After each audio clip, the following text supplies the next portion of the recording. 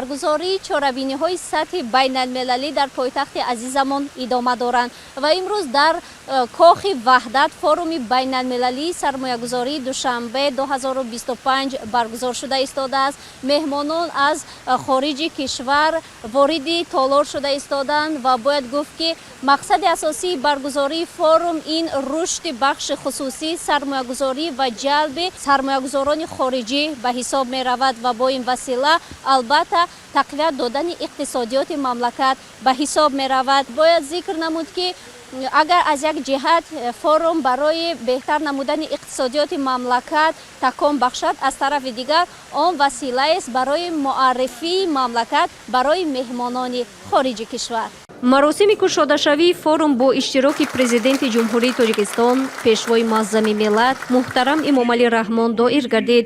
роҳбарияти олии мамлакат дар навбати аввал иштирокдоронро барои ширкат намудан дар форуми байналмилалии сармоягузорӣ Душанбе Инвест 2025 хайрамақдам гуфтанд. президенти ҷумҳурии Тоҷикистон муҳтарам Эмомалӣ Раҳмон таваҷҷӯҳи меҳмононро ба рушди босуботи кишвар ва иқтидорҳои асосии Тоҷикистон ҷалб намуда дар ин росто қайд доштанд ки муаррифии захираву имкониятҳои фарохи Тоҷикистон барои сармоягузориҳо, омодагии кишвар барои ҳамкорӣ ва фановариву ғояҳои нав, инчунин тасмими ҳукумати мамлакат барои идомаи ислоҳоту дигаргуниҳое ки барои рушди устувор ва ташаккули шарикии дарозмуддат шароити мусоид фароҳам меоваранд, ҳадафи асосии ҳамоиш дониста мешавад. дар идомаи сухан президенти мамлакат муҳтарам Эмомалӣ Раҳмон дар қатори дигар соҳаҳо ба самти сайёҳӣ таваҷҷӯҳи махсус равона намуда зикр доштанд ки соҳаи сайёҳӣ яке аз самтҳои калидии рушди кишвар ба ҳисоб меравад. тоҷикистони кӯҳсор бо табиати беназир, олами набототу ҳайвонот, ёдгориҳои тарихӣ, шаҳрҳои бостонӣ ва фарҳанги хоси худ барои сайёҳии экологӣ, фарҳангӣ, кӯҳӣ ва солимгардонӣ имкониятҳои беҳамто дорад. бо ин мақсад мо сиёсати осмони кушодаро дар бахши авиатсияи гражданӣ ҷорӣ кардем ки ба афзоиши шумора ва васеъшавии ҷуғрофияи парвозҳо мусоидат менамояд. роҳбарияти олии мамлакат бо итминони комил қайд намуданд ки ширкати ҳар як иштирокчӣ дар форум ба оғози ташаббусҳои нави судманд замина гузошта ҳамкориҳоро таҳким мебахшад ва барои халқҳоямон ва тараққиёти ҷаҳон натиҷаҳои намоён ба бор меоварад. намояндагони дигар кишварҳо дар навбати худ баромад намуда аз баргузории форум дар сатҳи баланд изҳори қаноатмандӣ намуданд. От форума у меня грандиозное ожидание, потому что инвестиционных проектов в Таджикистане очень много. Инвестиционный климат очень многообещающий, но при этом очень не хватает какой-то информативности, рекламы для того, чтобы инвесторы находили то, во что они хотят вкладывать деньги. И здесь на самом деле впечатляет организация, впечатляет масштаб, потому что очень много проектов, о которых мы не знали. И сегодня узнали много интересного и нового для себя. И наш уважаемый президент, лидер нации, отлично выступил со своей презентацией и рассказал о том, что вообще можно ожидать в Таджикистане. И, в принципе, меня еще поразила такая диджитал-история на этом форуме. Она действительно впечатляет. ҳукумати ҷумҳурии Тоҷикистон ба ҷалби сармоягузорӣ ба иқтисоди кишвар диққати махсус медиҳад ва рушди бахши хусусӣ, соҳибкорӣ ва сармоягузориро ҳамчун воситаҳои асосии ноил шудан ба ҳадафҳои миллӣ дар стратегияи рушди миллӣ барои то соли 2030 муайян намудааст. форуми байналмилалии сармоягузории Душанбе Инвест 2025 яке аз ташаббусҳои калидӣ дар муаррифии Тоҷикистон ҳамчун самти ҷолиб ва боэътимоди сармоягузорӣ ба ҳисоб меравад. кохи ваҳдат макони асосии баргузории форум бо тамоми шароит муҳайё буда барои муаррифӣ намудани имкониятҳо дар ҳар як ошёнаи он намоиши дастовардҳои соҳаҳои мухталиф пешкаш гардонида шуд. мақсади асосии форуми имрӯза ин муаррифӣ кардани имкониятҳо ва захираҳои ҷумҳурии Тоҷикистон барои сармоягузории сабз аст. мавзӯи асосии форум сармоягузории сабз имконияти имрӯза барои устувории фардост. ба он хотир аст ки ҷаҳони имрӯза бояд ки талошҳоро дар мақсади маблағгузории сабз, яъне татбиқи лоиҳаҳое ки барои беҳтар шудани муҳит дар Тоҷикистон, дар минтақаи Осиёи марказӣ, умум дар ҷаҳон бояд тарғиб кунад. бо назардошти он ки ҷумҳурии Тоҷикистон дорои захираҳои бузурги имкониятҳо барои сармоягузории сабз аст, имрӯз ин платформа шумораи зиёди широкчиёнро ба ҳам овардааст ва чӣ хеле ки асосгузори сулҳу ваҳдати миллӣ пешвои муаззами миллат президенти ҷумҳурии Тоҷикистон ҷаноби олии муҳтарами Валиурраҳмон дар баромади худ зимни маросими ифтитоҳӣ қайд намуданд. Тоҷикистон имрӯз омода аст барои ҳамкорӣ бо ҳама ҷонибҳо, бо кишварҳо, бо сармоягузорон, бо шарикони рус ҷиҳати аз худ кардани ҳамин захираву имкониятҳо на танҳо барои рушди устувори ҷумҳурии Тоҷикистон, балки барои рушди устувори минтақаи Осиёи марказӣ ва тавассути ин гузоштани саҳми муносиб дар сабзкунии ҷаҳон аст. ҳадафи асосии форуми муаррифии имкониятҳои сармоягузории сабз унвон карда шуд.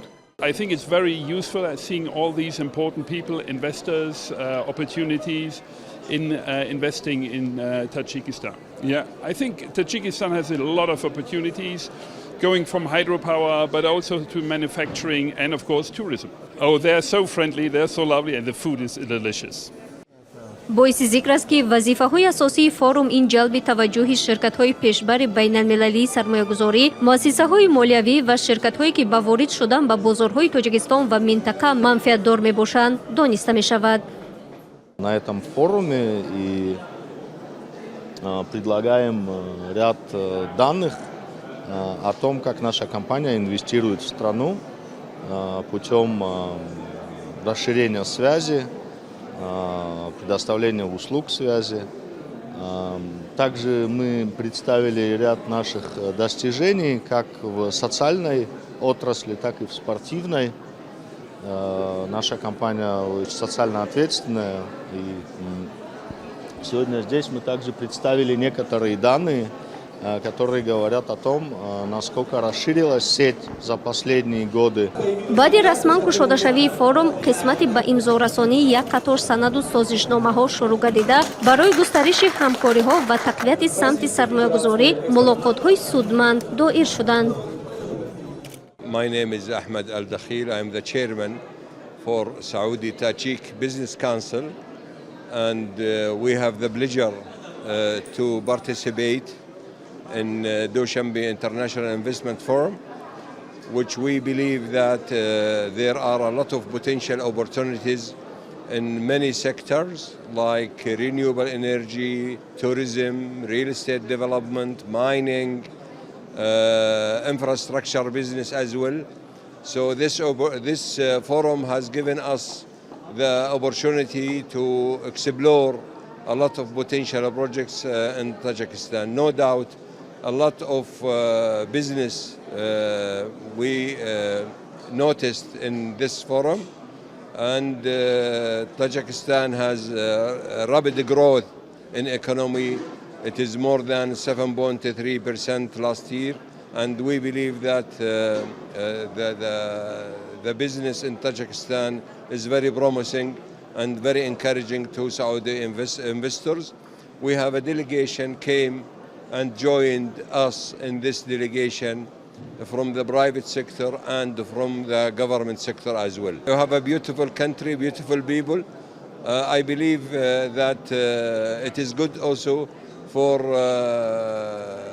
Saudi investors to visit, not only for business, also for tourism as well. We encourage that. бояд гуфт ки форум ҳамчунин минбари муколама байни намояндагони ҳукуматҳо, созмонҳои байналмилалӣ, муассисаҳои молиявӣ, доираҳои тиҷоратӣ ва сармоягузорон хизмат намуда барои мубодилаи андешаҳо ва таҷриба имконият фароҳам меорад. баъди ҷанбасти қисмати аввал, яъне расман кушода шудани форуми байналмилалии сармоягузории душанбе 2025 ва ба имзо расонидани як қатор санаду созишномаҳо байни ширкатҳои хусусӣ дар толори асосии кохи ваҳдат ҷаласа доир шуда истодааст ва дар ин ҷаласа асосан самти иқтисодиёти мамлакат муҳокима мегардад. дар ҷаласаи умумӣ роҳбарони ҳайатҳои чанд кишвар суханронӣ намуда маълумотҳои таҳлилшуда оид ба иқтисоди ҷаҳонӣ ва стратегияи пешбурди иқтисодиёти мамлакатро мавриди таҳлилу баррасӣ қарор доданд. So we are happy to be here and thank you for your hospitality. Critical minerals, the mining sector and mining related infrastructure. We are really curious about to discover and explore opportunities. It's my first time, and thanks to Turkish Airlines we can fly easily to here. And Dushanbe is beautiful city and Tajikistan is beautiful country. And there are a lot to explore and discover. баъди ҷанбасти ҷаласаи умумӣ тибқи нақша иштирокдорон аз рӯи панелҳо ҷудо шуда дар самтҳои сармоягузории сабз ва рушди устувор, гузаштан ба иқтисоди сабз, ҷалби сармоягузорӣ, рақамикунонӣ ва дигар мавзӯъҳои муҳим маърузаҳоро пешниҳод намуданд.